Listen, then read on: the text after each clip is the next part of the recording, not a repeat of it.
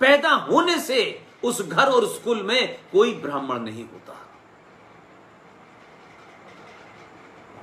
आज परशुराम को इसलिए याद करने की जरूरत है, उनके इन शब्दों को, जन्म जायते सर्व शूद्र, इसको याद करने की जरूरत है और बताना है कि ये जो वर्ण व्यवस्था थी, ये इसलिए नहीं थी जिसका आज मिसयूज हो रहा है और आज पार्टियां कास्टों के नाम पे बन रही हैं। कोई माई कॉम्बिनेशन बना करके बिहार में 10 साल तक मुख्यमंत्री रहता है, कोई माई कॉम्बिनेशन बना करके उत्तर प्रदेश में 10 साल तक मुख्यमंत्री रहता है, लेकिन आज का युवा इस किस्म के भुलावे में नहीं आना चाहता। हां, मेरी और आपकी जिम्मेदारी है उसे सच बात बताएं। उस युवा की जो जिम्मेदारी है वो राज सत्ता में क्या हो रहा है डे टू डे बेसिस पे, उसके ऊपर अपनी एनर्जी जाया न करे। वो राष्ट्र को और राज्य के बीच की जो लाइन है उसे समझे, और अगर वो समझ रहा है तो ये भी समझे कि राष्ट्र परमानेंट है, राज आना जाना है। एक राज 5 साल के लिए आता है, अमेरिका में 4 साल के लिए आता है, कहीं 10 साल के लिए आता है, और कहीं कहीं राज जीवन भर तक सौंप दिया जाता है आपके पड़ोसी मुल्क चाइना में।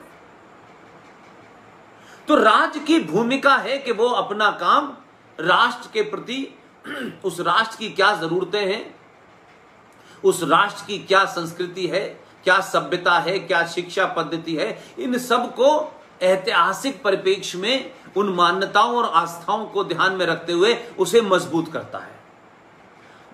लेकिन हम 70 सालों में इस तरीके से घालमेल हमने किया कि आज स्थिति यह है कि हमने राज सत्ता को ही सब कुछ समझ लिया है। इसलिए बार बार हर काम के लिए हम राज सत्ता की तरफ देखते हैं। राज की एक भूमिका है कि यह देश नियम कानून से चले, लेकिन राष्ट्र की जिम्मेदारी है, और आप अगर राष्ट्र के प्रति ज्यादा वफादार होंगे तो आप राज सत्ता को राष्ट्र के प्रति जो उस सत्ता की जिम्मेदारी होनी चाहिए उसका बोध कराते रहेंगे, और कोशिश करेंगे कि जो लोग राज सत्ता का इस्तेमाल राष्ट्र को मजबूत करने में कर रहे हैं, आपकी परंपरा क्या है, आपका इतिहास क्या है, आपकी संस्कृति क्या है, आपके उपासना स्थल सुरक्षित हैं कि नहीं, वो आक्रांताओं ने तोड़े थे, लूटे थे, सब कुछ किया था, क्या उनका दोबारा से पुनरुद्धार हो रहा है या नहीं हो रहा है। ये नदियां, ये पर्यावरण, ये सब कुछ सुरक्षित रखना उस राज्य की जिम्मेदारी है कि वो ऐसे नियम बनाए कि इसका कोई उल्लंघन न कर पाए। लेकिन जो राज सत्ता ने कानून बनाए हैं उनको जमीन पर सही तरीके से माने जाएं, वो उसके काम राष्ट्र में वो जो लोग रहते हैं उनका है। अगर राष्ट्रवादियों की चेतना, अगर राष्ट्रवादियों के अंदर राष्ट्र के प्रति वो जिम्मेदारी नहीं होगी तो सारा काम पुलिस करेगी, ऐसा नहीं हो सकता। सारा काम राज सत्ता करेगी, ऐसा नहीं हो सकता। अगर आप एक जागरूक नागरिक हैं, एक राष्ट्र के शहरी हैं, तो कानून बने नहीं बने वो ठीक है, लेकिन कानून क्या सही तरीके से उसका पालन हो रहा है, ये हर उस आदमी की जिम्मेदारी है जो राष्ट्र के प्रति ज्यादा वफादार है। लेकिन जब आप राज के प्रति वफादार या राज से जब नाराज होते हैं तो आप कहते हैं हमारी बला से क्या फर्क पड़ता है, ये नदियों के अंदर कोई जहर घोल रहा है तो घोलने दो, हमें क्या फर्क पड़ता है, कोई पर्यावरण को खत्म कर रहा है तो हमें क्या फर्क पड़ता है, कोई इस देश की संस्कृति को नष्ट कर रहा है तो हमें क्या फर्क पड़ता है। ये जो हमें क्या फर्क पड़ता है, यहीं से हमारी जिम्मेदारी शुरू होती है। तो सब कुछ सरकार, पुलिस और सेना नहीं करती। सेना अपना काम करती है, पुलिस जब जब ये इंस्ट्रूमेंट ठीक से काम ना करें तो आपको राजसत्ता को बोध कराना चाहिए कि जो लोग इस राष्ट्र के नियम, कानून, संविधान को मानते हैं, उनके जीवन को सुरक्षित करना, उनकी प्रॉपर्टी को सुरक्षित करना, उनकी उपासना स्थलों को सुरक्षित करना, यह जिम्मेदारी राज्य की है।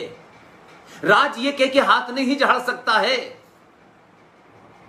कि मंदिर टूटेगा तो हम कुछ नहीं करेंगे और मस्जिद से गोलियां चलेंगी तो हम उस पर गोली नहीं चलाएंगे। इसका मतलब है कि राज्य को राजसत्ता चलानी नहीं आती और वो डिस्क्रिमिनेशन करता है।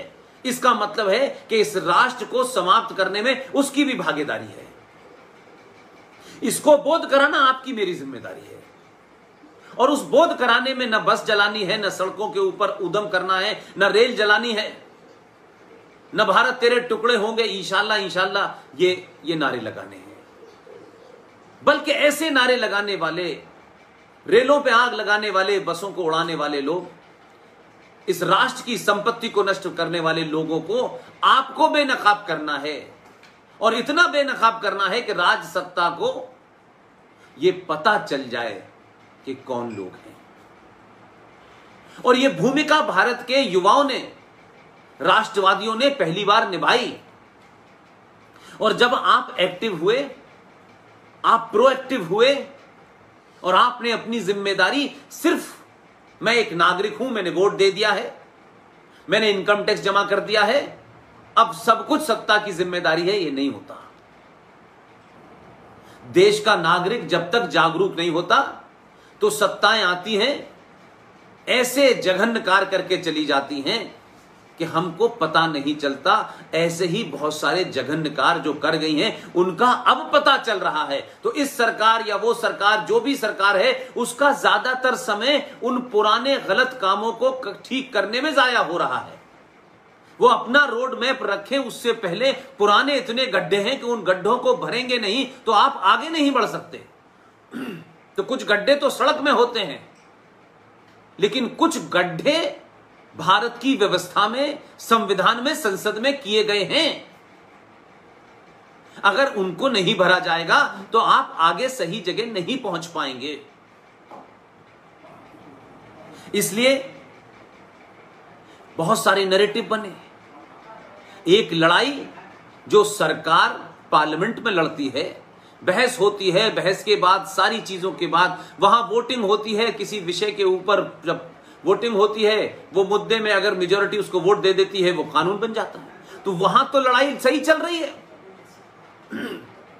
लेकिन मेरी जो लड़ाई है, जो आपकी लड़ाई है, जो आने वाले कल की लड़ाई है, जो आप युवाओं की जिम्मेदारी है, वो ये है कि आप सही नरेटिव को समझें, सही नारों को समझें, तत्कालिक लाभ हानि में न पड़ें। आपको जैसे अपना पूरा कैरियर निर्माण करना है, अगले 50 साल का आपके पास समय है। आप माने कि इस देश के इस अपने साथ साथ इस देश का भी चरित्र आपको अगले 50 साल तक, जब तक आप जीवित हैं, उस रास्ते पे ले जाना है कि वहां से फिर जब हम अगली पीढ़ी को दें तो ये राष्ट्र जहां पर आप ले गए थे वहां से आगे जाए। बल्कि ऐसा ना हो कि हम अपने स्वार्थ के लिए राष्ट्र को दांव पे लगा दें और अपना भविष्य बनाएं। आप अपना भविष्य बनाएंगे और राष्ट्र अगर गर्त में चला गया तो आपके भविष्य बनाने का कोई मतलब नहीं है, क्योंकि आपकी पहचान इस राष्ट्र से है। ये राष्ट्र नहीं रहेगा, ये कमजोर रहेगा, ये बीमार रहेगा तो लोग कहेंगे ये एक बीमार राष्ट्र के नागरिक हैं। तो जब आप दुनिया की, आपके राष्ट्र के प्रति वो सम्मान नहीं होगा तो फिर सम्मान आप में भी नहीं होगा। आप अमेरिका में जाके करोड़ों रुपया कमा लें, दुनिया के देशों में जाके करोड़ों रुपया कमा लें, लेकिन लोग आपको कहेंगे ये भारतवंशी है। कौन सा भारतवंशी है? जिस भारतवंश के अंदर सड़कों पे जिहादी, मस्जिदों में जिहादी, पार्लियामेंट में जिहादी देश के कानून की धज्जियां उड़ाते हैं। और ये उस देश के लोग हैं कि अपना देश छोड़कर यहां तो आए हैं, लेकिन इनके देश की हालत बहुत खराब है। तो आपका सम्मान आपके राष्ट्र से जुड़ा हुआ है। तो यह मत समझिए कि आपकी निजी तरक्की आपको चंद लोगों के बीच में इज्जत दिला सकती है, और जब तक आप संपन्न हैं तब तक लोग आपकी इज्जत करेंगे, क्योंकि आपके राष्ट्र का या आपके घर का, राष्ट्र के रूप में अगर आप अपने घर को भी ले लें, अगर आपके घर की इज्जत नहीं है, आपका घर जर्जर है, आपके घर के अंदर जो आपकी पूजा पद्धति है, जो आपके मूल हैं, जो आपकी परंपरा, अगर आपके घर में उन्हीं का उपहास हो रहा है तो आपके घर की इज्जत नहीं है, तो फिर आपकी इज्जत भी बाहर नहीं होगी। थोड़ी देर के लिए कुछ चाटुकार आपकी पैसे से, रुपए से जरूर आपकी इज्जत करेंगे, लेकिन वो इज्जत नहीं होती। इसलिए मैंने कहा कि जो नरेटिव हैं ये बड़े महत्वपूर्ण होते हैं, और इन नरेटिव्स को राज सत्ता जब बनाती है तो राज सत्ता के नरेटिव दो किस्म के होते हैं। एक ऐसे जुमले बनाओ, एक ऐसे नरेटिव बनाओ जिससे हमारा राज मजबूत रहे, हम ज्यादा से ज्यादा सत्ता पे बैठ के सत्ता का सुख भोगे, इसका दोहन करें।